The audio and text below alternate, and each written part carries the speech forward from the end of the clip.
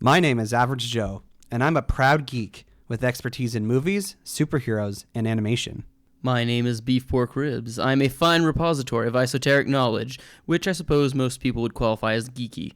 Though I dabble in many fandoms, my main areas of expertise are anime, movies, and Belgian comics, with a strong recent insurgency of D&D. Our mission is to bring nerd and geek culture to the masses. By sticking it all under the microscope. Welcome to the Bat Jar Podcast.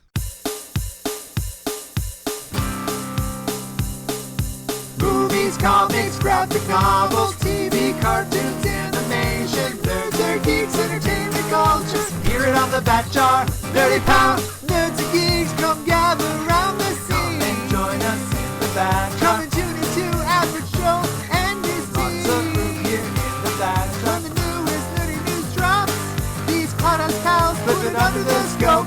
DC, Marvel, Disney, Star Wars, cinematic multiverses. Christmas Grinch's franchise. Hear it on the Bat Jar, Nerdy Power. Hello there, and welcome to the Bat Jar Podcast, where we put nerd and geek culture under the microscope. That's totally bogus. Or is it excellent? Ha ha! We're gonna have to practice saying things at the same time, dude. Wow, that almost came out Australian. I have not been practicing my Bill and Ted impersonation, unfortunately. I'm sorry to say, but we could also just record them and, I don't know, can you put them on top of each other? I totally could, but All that'd right. be ingenuine, dude. All right, then 3, 2, 1. Excellent! We were just a little bit off. That's okay. Yeah. Anyway, we're here today. We're recording ahead of time. I'm going away for the long weekend, so we're recording this episode a few days earlier than we normally would. The new Bill and Ted movie is out in theaters now. We are going to cover it, I think, next week on the show. I don't want to promise anything. The new Mulan movie is coming on Disney Plus. We'll be covering that at some point as well. So it might seem weird to be talking about the original Bill and Ted movies today, but you know what? In the spirit of the Bill and Ted movies that don't make a lot of sense, we're just going to go with it and diving into this franchise. I got to be honest with you, B-Pork Ribs, I have not actually watched the movies. I had every intention of watching them before this episode, but I did read some stuff and I watched some YouTube videos, so I figure I'm as qualified as anybody to talk about these films. As qualified as I usually am for other things that we do, so... So Secret Origin segment for this franchise, very simply for me, I think I first became aware of Bill and Ted as a franchise. I don't even know when it was, to be honest. I'm trying to think. I've probably been aware that it's a movie series for a while now because the concept of the first film, anyway, of traveling through history to pick up historical figures so you could use them for a school project, I feel like that's been referenced in TV shows that I've seen as a kid. But honestly, having not actually watched movies, I don't know how long I've been aware of the franchise. And it has only really resurfaced in my memory because of the announcement of the new movie. I'm trying to remember my Secret Origin. I believe Bill and Ted was just on a long list of movies. I was like, I should watch that, and eventually I did. That's yeah. I think actually I do think that I was going through with my sister. We were watching specifically watching stoner movies. Until we realized it technically isn't a stoner movie when we watched it, and technically neither is Wayne's World, but they kind of have that same kind of vibe to them. So we watch Harold and Kumar, Dude, Where's My Car, Bill and Ted, and the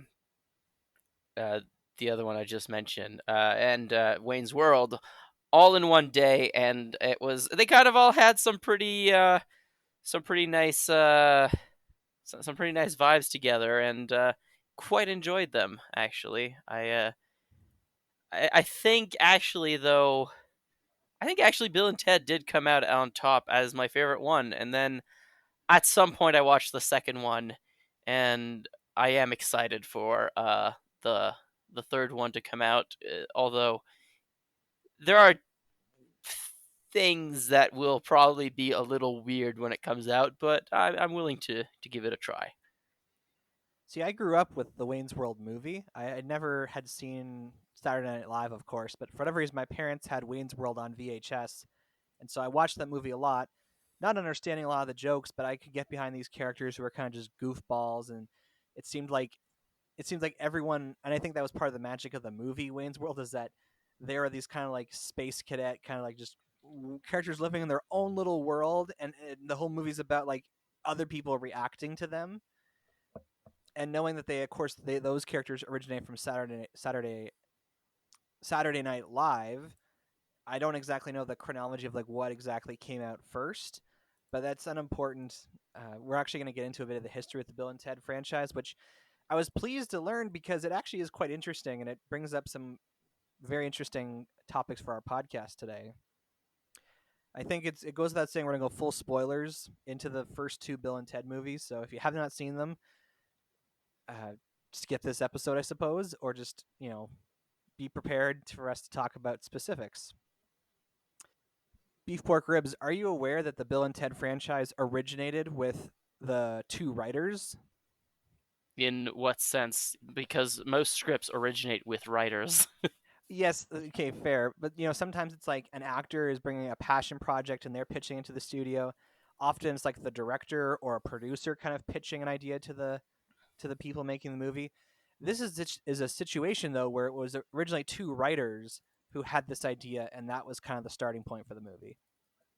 I see. Yeah, that I was unaware of that, but the movie does definitely have like a distinctive style, and I feel like it was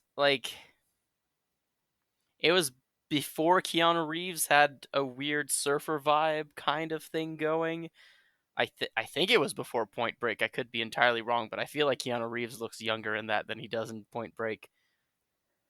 Actually, it turns out these two writers who wrote the Bill and Ted movies, they actually created the characters of Bill and Ted for improv comedy. So they actually portrayed Bill and Ted doing improv routines on stage. And so this was a situation where like the characters were in existence in a sense before there was ever a script. So in that way, it's like Wayne's World, because Wayne's World, they just sort of created the characters, and of course they had the skit every week on SNL where they just sort of reacted to different things.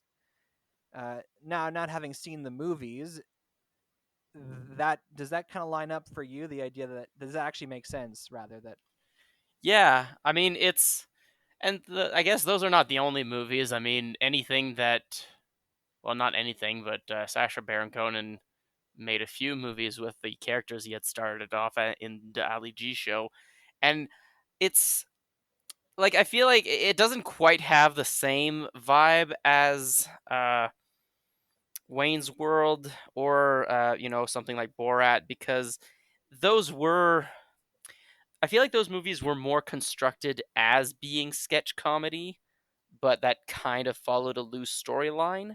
Whereas Bill and Ted was definitely like there was a storyline and then it kind of threw in sketch comedy elements. I don't know if that makes sense, but like the feeling I got from Wayne's World is that it was more like a series of sketches that made it into a screenplay. Whereas Bill and Ted seems like it was, as you described, it was characters that were already made up, characters that had kind of this like relationship to each other and to the world, but that were placed into an adventure and they just kind of go through it. But I don't know. Maybe that's just the feeling I get. Maybe I'm misremembering thing, but at the very least, the first one definitely felt like that. yeah. And I guess before we get too down the rabbit hole, if you want to give the DVD Blu-ray case description of what happens in the first film called Bill and Ted's Excellent Adventure. Tired of school? Who was Joan of Arc? Noah's wife? Like to travel? Can we go anywhere we want at any time? You can do anything you want. Let's reach out and touch someone. Meet interesting people. How's it going, Royal Ugly Dudes? Put them in the Iron Maiden.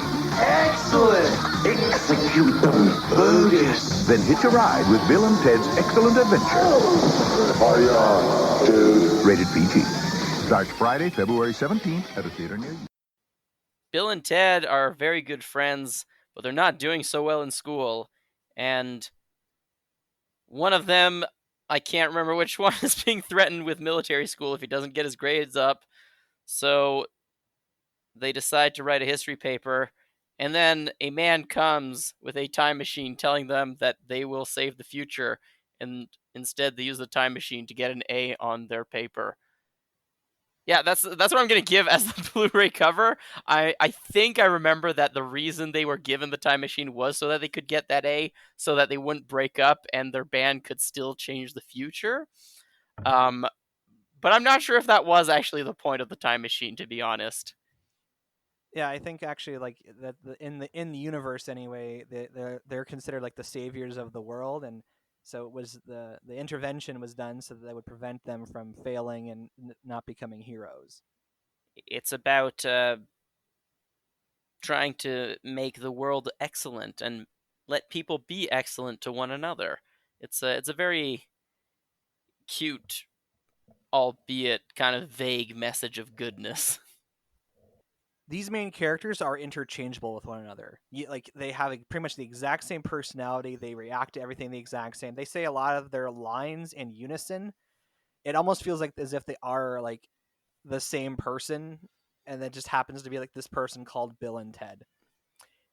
I mean, it kind. So I hear a lot of people saying that, and while I don't wholeheartedly disagree, the fact that they are two different characters is important. Like, not that they are distinct characters, but that it is, two dudes who are just such close friends.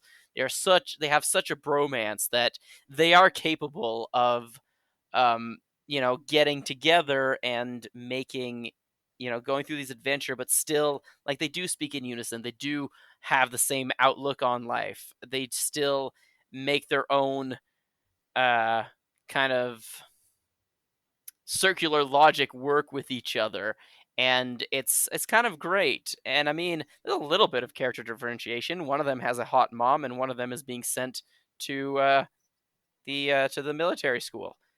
But yeah, you're right. That's about the only distinction there is, like real distinction, other than the actor, that there is between the characters. So, Bill and Ted's Excellent Adventure, the first film in this franchise, came out in theaters in 1989, towards the end of the 1980s.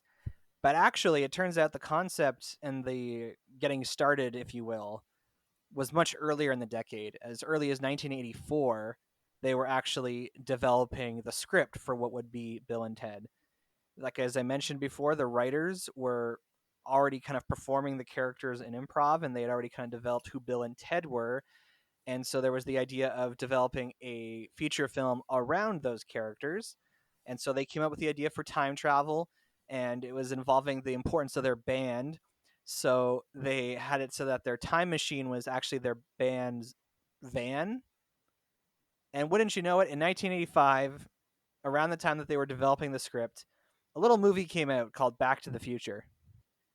I find that that's kind of funny that they opted away from the van and then moved into the Doctor Who territory. I suppose it wasn't quite as well known as, well, it definitely wasn't as well known as Back to the Future in America, but it's still funny that they were like, oh no, we can't rip off Back to the Future.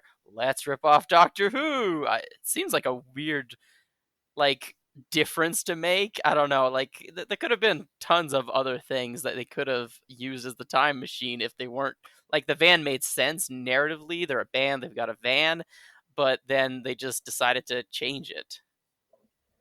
Yeah, I don't even know at that point in the mid 80s if Doctor Who had even aired in the United States. So perhaps it sounds like they weren't intentionally like making a reference to Doctor Who. It was totally like just a coincidence.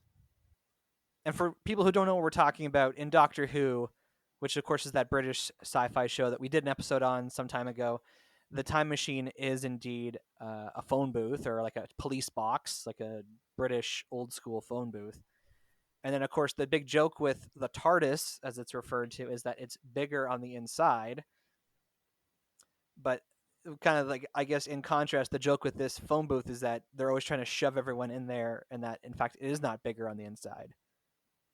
And but that's why I think, like, I don't think that they weren't aware of it, because they kind of make that joke that it is tiny on the inside, that they're having trouble staying in, which seemed to imply they were making a direct reference to Doctor Who. Yeah, I mean, when we talked about the live action Lion King, we brought up its connection to Kimba the White Lion and how everyone says that there was no direct influence there. And of course, maybe there is a reference to Doctor Who in here, and they just don't want to openly admit it. Who knows? But all I have to say, like, they had to change the concept a bit when Back to the Future came out. Apparently, there were other plot details that kind of got shifted around. It wasn't just the van they had to change. And so, fast forward to 1987, and they actually got the film filmed. Like, they got all the actors and the crew together, and they filmed it. And then apparently, the company that was producing the movie went bankrupt, and so the film was like completed, like on a shelf for a few years before someone picked it up and decided to release it in theaters. And boy, are we glad they did.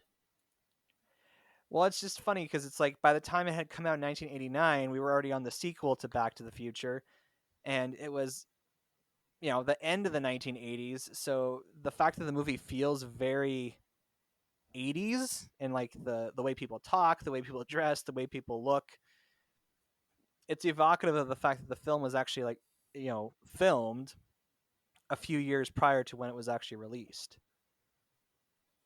Yeah, but I think that was probably more on its initial reception that mattered, because I feel like nowadays people watch it and like, oh, it's an 80s movie, and just kind of like accept it. You know what I mean? Like, regardless of when it was actually released, people still see it as it was, not as it was received.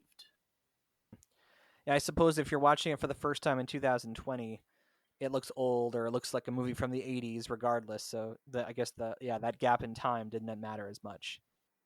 It's kind of funny actually, like the clips I've watched is like they certainly Bill and Ted, I should say.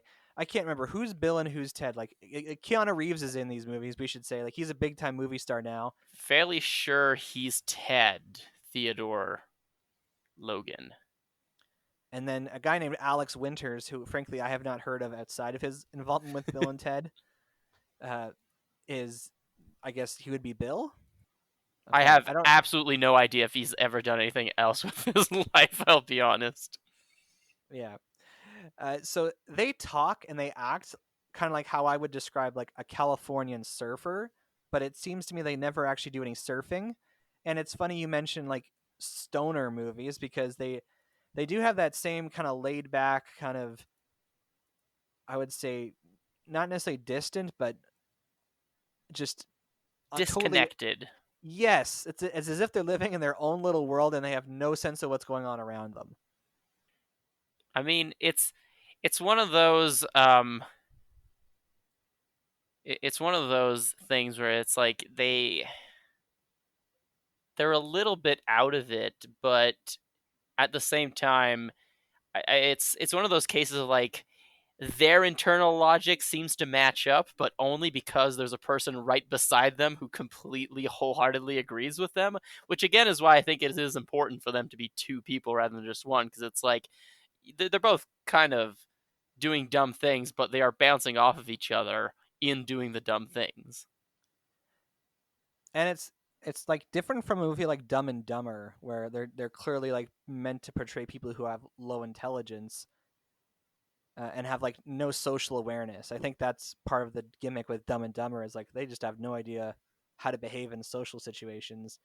With these guys, I don't even know. Like again, I haven't watched the actual movies, but from what I can tell, I don't know if they actually like they seem to have that social awareness of like where they are and whatnot. And I guess they're maybe not the smartest kids in school, but they don't seem like complete uh, dunces, as I guess one would say.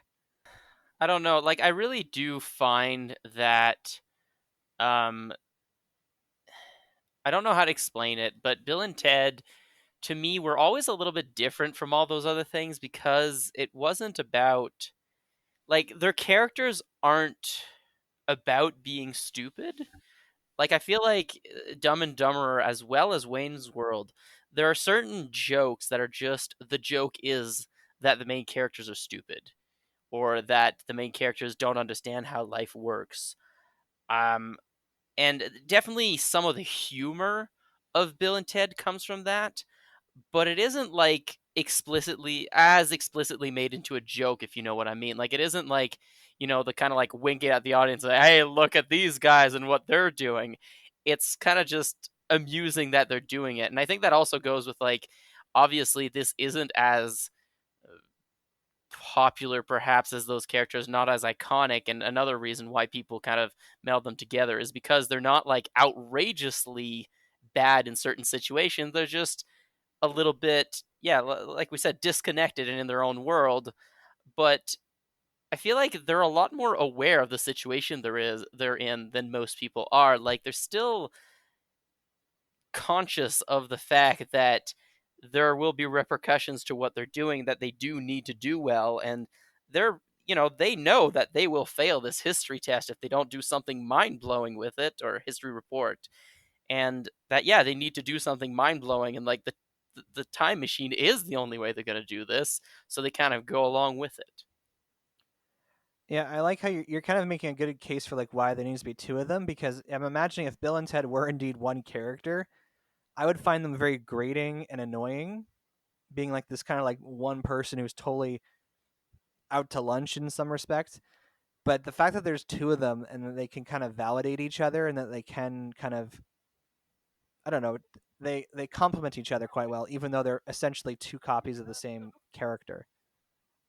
Yeah, and I think to have only one of them would have been like I said, not just slightly problematic in the sense that like it wouldn't work as well, but I also think that like I don't know how to explain it, but like the small differences between them, like the fact that one is like, "Oh, your mom's hot," and like I know it's a small thing to like hold on to, but it does kind of like hint that they are not exactly the same person, but they are two people who are so alike and have still managed to find each other and become really good friends.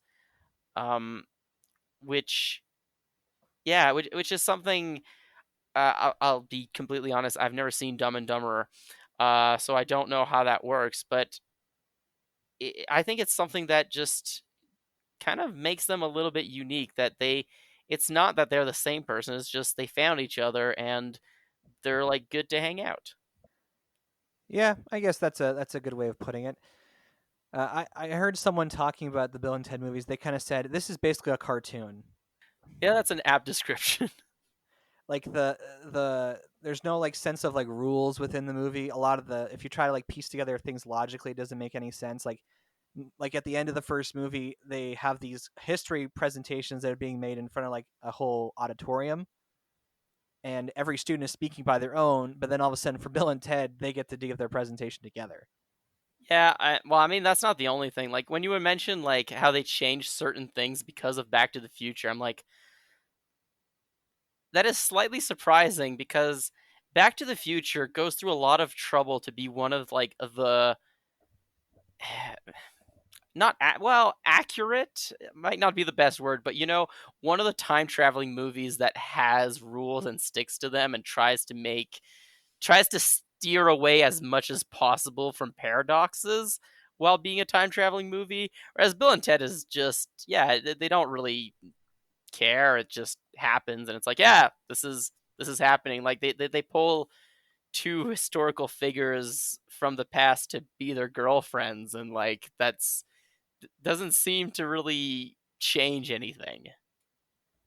Yeah, and so I would say, having again not seen the movies, these are the kind of movies you would probably enjoy if you can just sort of turn your brain off and just accept the fact that there is no like internal logic to like the world in which these movies take place in. Yeah, and I mean that's probably one of the reasons I think for myself and like that I do kind of pair it up with stoner movies because those are the kind of movies I don't generally enjoy, but sometimes I'm in the mood for something where I need to just turn off my brain and just enjoy the ride and watch it happen. And I think that if you approach Bill and Ted with that attitude, you will not be disappointed. Now, I know the movie has gotten some criticism over the years because it takes people from history like Genghis Khan and Napoleon Bonaparte, who are generally not revered in a positive light, and making them kind of like wacky and goofy, kind of like really overshadowing like the things they actually did in history. Does that really bother you at all? I mean, I don't know, maybe this is a cultural thing because I'm French, but like I feel like the making fun of Napoleon is a pretty standard thing, or making him seem ridiculous, partially because he's short and other things, is not that uncommon. The Genghis Khan one is maybe a little more strange, and like I don't know. I feel like people might have more of a problem with like Socrates, except they shouldn't, because I mean Socrates is really weird, and like I mean the way he's portrayed in the general mythos of history right now, like he was a weird dude, and you probably would want to just hang out with him. And I don't think that's, like, again, given the premise that this movie is basically a cartoon, representations of Napoleon and Genghis Khan in cartoons are pretty similar to that kind of thing. So I don't really have a problem with it. I barely see the argument for that. I mean, eh, they're historical figures. They did what they did, and you know, Napoleon less so than Genghis Khan, but like there is a certain mythos that goes with those men, and there are elements that can be mocked and elements that would make very amusing situations if they were placed in a modern world. And I think that the movie kind of just goes with that aspect of it, more than not. Like I believe there is a joke about Napoleon being too short to ride on a water slide or something like that. I just remember Napoleon at the water park distinctly, and I'm like, yeah, that's funny because he's Napoleon, but he's short, so they're not letting him on. And I just thought that concept is really funny to me. Something with the time travel I thought was interesting is that you have like a double fish out of water thing going on, because you have Bill and Ted traveling to these different points in history, granted for like very short periods of time, but they're experiencing the fish out of water, like having to deal with a different point in history. But then you get the latter part of the movie where all the historical figures are then in air quotes present day and reacting to being a fish out of water themselves. Yeah, I love it. I think it works really well. It's not, again, you can't approach this movie the same way you would like something to be expecting it to be serious. And I guess like having rewatched them and thinking about them, they definitely fall under the categories of like movies you got to be in the mood for them and to be like, yes, I'm gonna sit down and watch this ridiculousness. I wouldn't, like, it's not so dumb that it's like a so bad it's good, but it is definitely a kind of like a very specific type of humor that you have to kind of get yourself ready before and be like, yep, I'm gonna turn off my brain for this and it's gonna be enjoyable.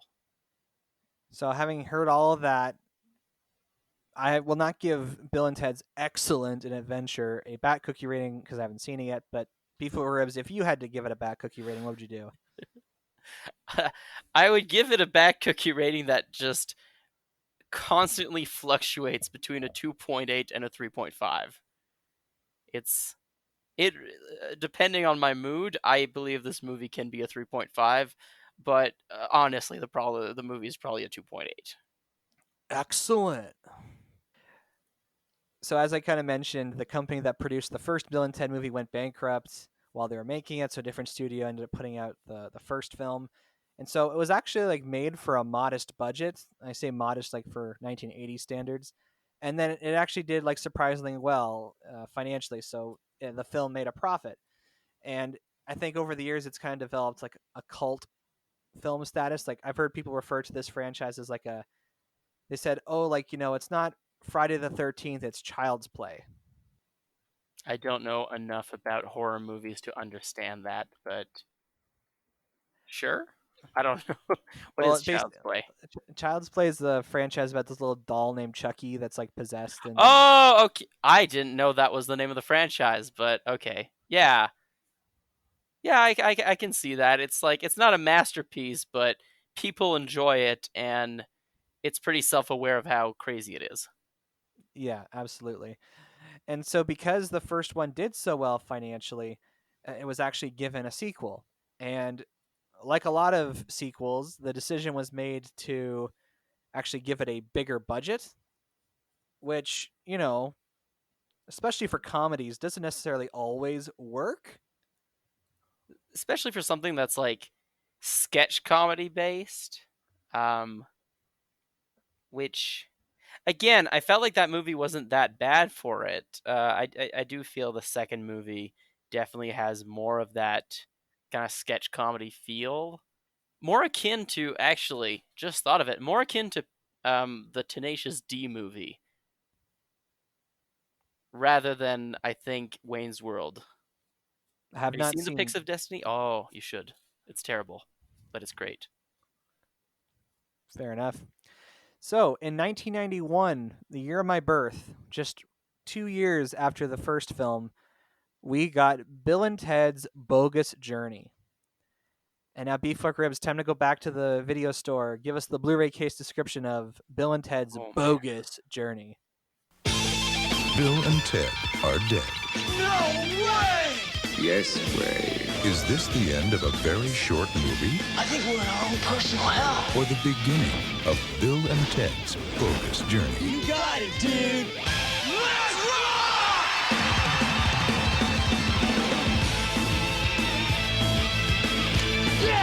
Bill and Ted's Bogus Journey. Rated PG. Party on Friday, July 19th.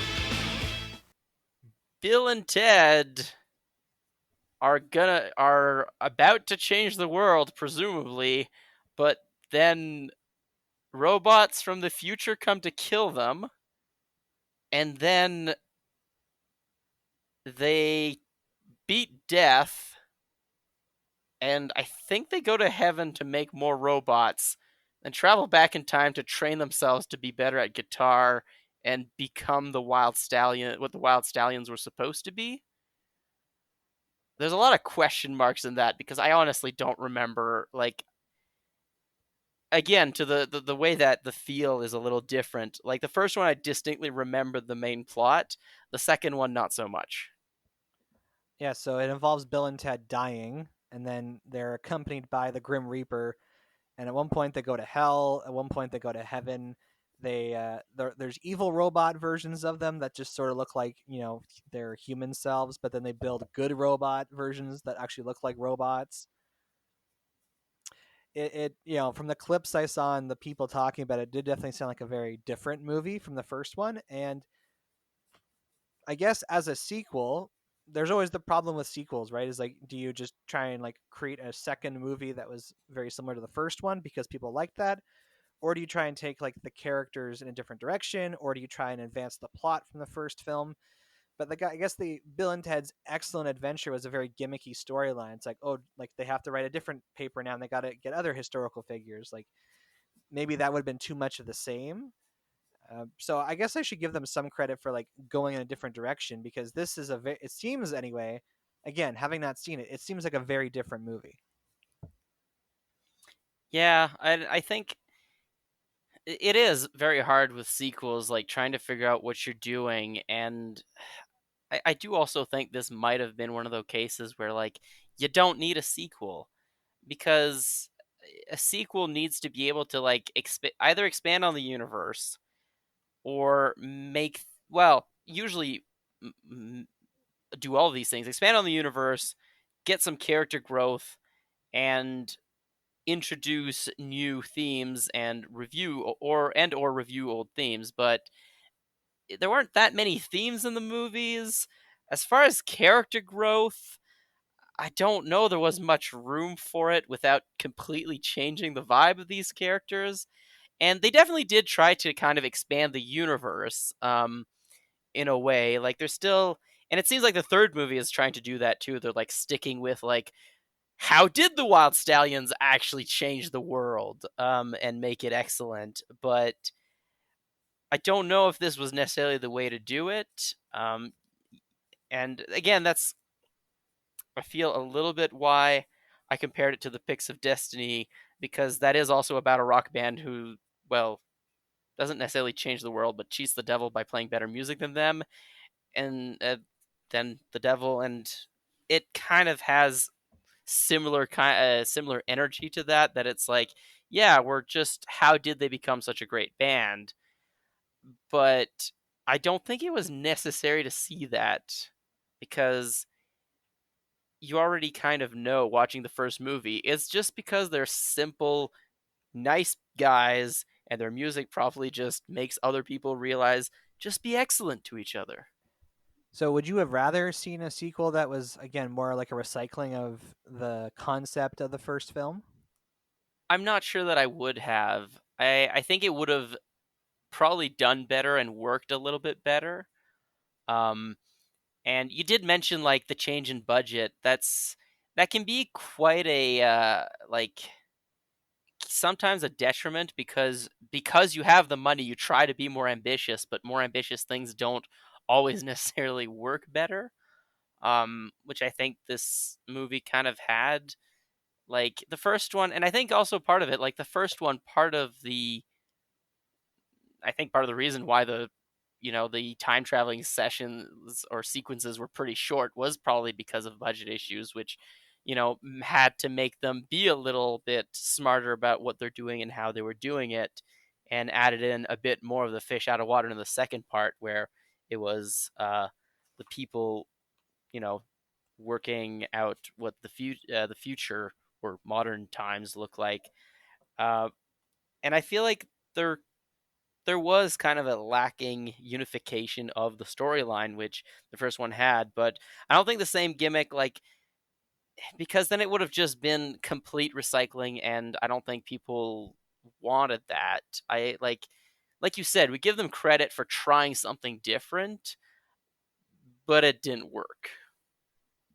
Well, some people apparently like the second one more than the first one. I think how you kind of related to sketch comedy, kind of saying, I guess the structure of the movie was very similar. It was like moving from one set piece to the next with these characters in there, and just the kind of like the I guess the structure supporting the concept was different. Like the idea of like, okay, what kind of story is this? Because the first one sounds very science fiction. Certainly, it's time travel, different periods of time. But then the second one, it's like, I don't know, more about heaven and hell and demons, and I think there's a Ouija board at one point, and there's aliens that show up. I think the second one is more disjointed, and like it's a weird thing to say, but it almost feels like it doesn't work as well with those characters because like I talked about them quite a bit and like how they're kind of like they're simple guys, and the jokes are more about them, like they're less outrageous. It's less about them like going to crazy places, like because even when they time travel, it's not like they go to crazy places, get involved in a lot of hijinks. It's just kind of them simply being there and it being entertaining, whereas the second one just is very ambitious. But the very definition of Bill and Ted is like being unambitious. Like the two of them are slackers basically. They don't have a lot of ambition. They don't have a lot, like, if they hadn't been told that their band was going to change the world, they would have still worked at it, but they probably wouldn't have put it as any more effort than they did at the beginning of the movie, where they're basically arguing that, they're never going to be a great band unless they get Eddie Van Halen on guitar. I found an interesting point of trivia. Both Bill and Ted movies went over budget in the filming, and so those budgetary changes, we'll call them, led to the entire third act of both movies requiring reshoots. And of course, we just had this whole thing with the New Mutants last week, talking about how that film intended to have reshoots that they never got. And so here we are with Bill and Ted, two movies that essentially had to reshoot their entire third act because they were running out of money. When you were watching them, did it get this? Did you have that sense that like, oh, like it feels like there's like this separation between the different parts of the movie? A little bit. It's been too long since I've watched the second one to like really remember, and I did not rewatch them this week. I also intended to, but I remember the first one a little bit better. And like it's one of those things where now that you mention it, I kind of see it, but I don't think it changed the essence of the movie or how it was going to be.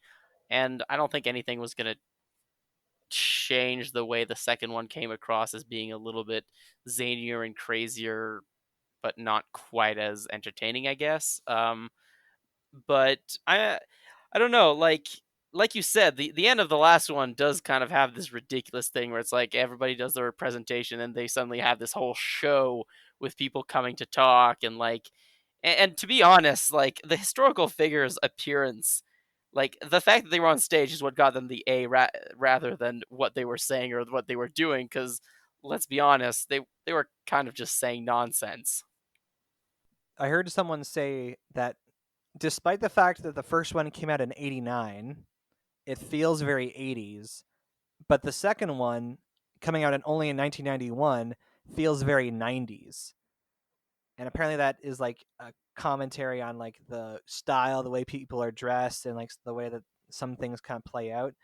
Having not seen them, I can't comment on that, but it is kind of interesting how like we think about the 80s and the 90s as like these separate decades with separate kind of cultural references and certain styles, and it's just kind of funny you think about it's like these movies were kind of made at that period in time when like a decade was shifting to another. And from a cultural artifact perspective, it is interesting to see that movies made within such a short period of time can so clearly represent different decades. Yeah, I think it's definitely like, and as you said it, I was thinking, you know, the second Bill and Ted almost felt more like a Jim Carrey kind of movie, like with the energy it had and the way it kind of bounced all over the place. Whereas I feel like, yeah, the first Bill and Ted had more of that kind of like '80s easygoing thing that was like, yeah, this is what we're doing, and we're just sticking to our guns, and if it works, it works. Whereas the second one had more of the like, throw as many jokes into the movie and see what sticks. So having said all that, beef pork ribs, how many back cookies would you give Bill and Ted's Bogus Journey? I think I still remember enjoying it when I was in the mood for something silly. So I think I can still give it a solid 2.6 bat cookies out of 4. It wasn't horrible, but it wasn't the original either. I guess we should also just comment that comedian George Carlin has a role in these movies. I think he's like as far as I know he didn't really do many movies, so it's like noteworthy because of how popular a comedian he was that he did end up showing up in these two random movies. Yeah, he's Rufus, right? Yes, that's right. Yes. It's a calm role. It's not a very big one, but it's still like, but it had to be because everything that was going around was a little bit extra, so it made sense for him to kind of just be there and just to kind of like add a little bit of mellow, almost deadpan humor to it, which I think worked really well. These Bill and Ted movies are available on home video and streaming. If you guys are interested in checking them out before seeing the new film, then obviously you should do that. I personally think I'm just going to go into Bill and Ted 3 without even bothering to watch the originals because I feel like I've learned enough about what happens in them and like who the main characters are and all that kind of stuff that it doesn't matter. And hearing that the previous Bill and Ted movies were not really plot focused anyway, it was kind of more so about just the characters of Bill and Ted reacting to different things. Like I think I got a grasp on like who Bill and Ted are. So maybe I'm just being lazy, but and maybe that's embracing the Bill and Ted philosophy is to just enter into the third film with that kind of like excellent kind of attitude. I think that is a solid cop out. Uh, but honestly, I do think that if it is going to be a good Bill and Ted movie, it should be able to stand on its own and to just like, the basics. They were supposed to change the world. They were kind of slackers, and yeah, I think yeah, if the movie accomplishes what it set out to do, just knowing that should be enough. Though I would love to see maybe some like Easter eggs and references to the original that might, heighten your enjoyment if you've seen them. But I don't know. We'll see what we get. So now it's time to go inside the bat jar and look at our mail. We have an email this week from Eliza Jane Phyllis, and the subject line just says "Topic for the bat jar." Are you ready That's for this, exciting. Are you ready for this? Ooh, I am very ready for us to put more stuff that isn't just me randomly yelling anime names. So the email says, "Hi there. I just finished listening to the latest podcast while doing mindless spreadsheet work. Thanks for keeping me from going crazy. And I heard that once again there was nothing in the bat jar. So I decided not to procrastinate and actually send in my topic idea this week. Since I was little, I have been fascinated by Tolkien's detailed world building, and particularly his creation of multiple languages. I know this isn't a phenomenon exclusive to Lord of the Rings. There are courses offered in Klingon, for example, and think it may even be an option in Duolingo. I haven't done too much research into this, but I would be interested to learn more about the world of nerd and geek linguistics. Thanks." I can think of a couple other languages that have actually become a thing. Actually, no, right now I can only think of one. Klingon was my other one. But I feel like there's another Star Trek language that actually came out.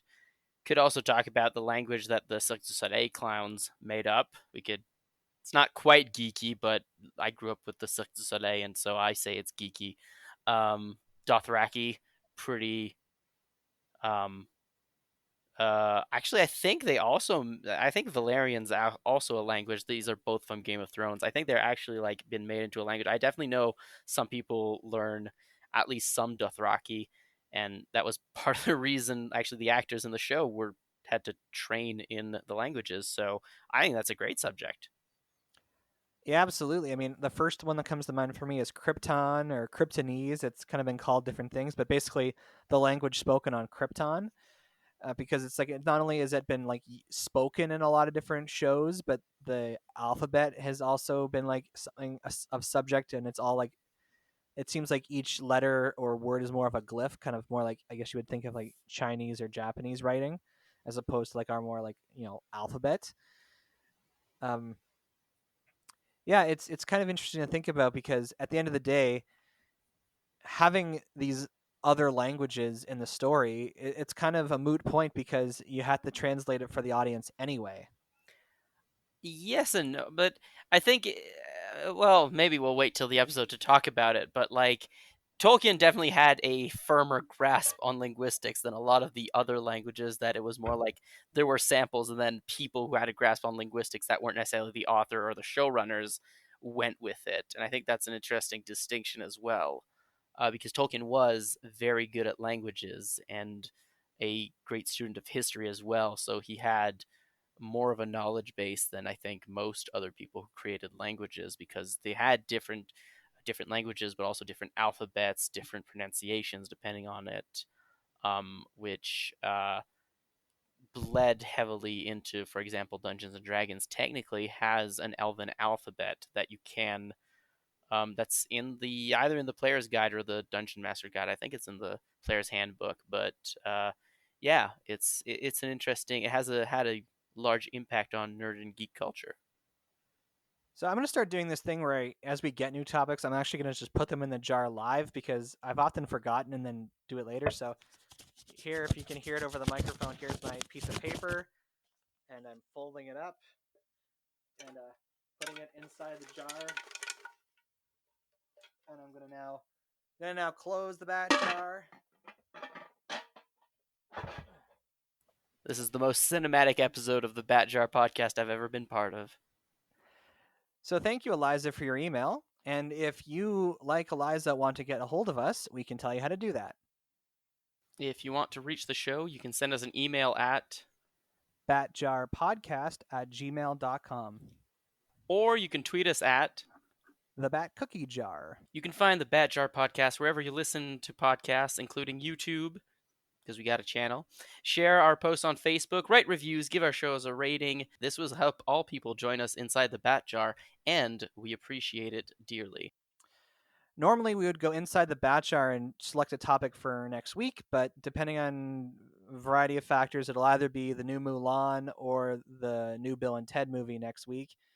So, however or whatever happens, Mulan, as far as I understand, is still being released on Disney Plus on September 4th. So if you have Disney Plus, you can pay to watch Mulan. And I think you can actually also pay to watch it on other digital streaming platforms as well.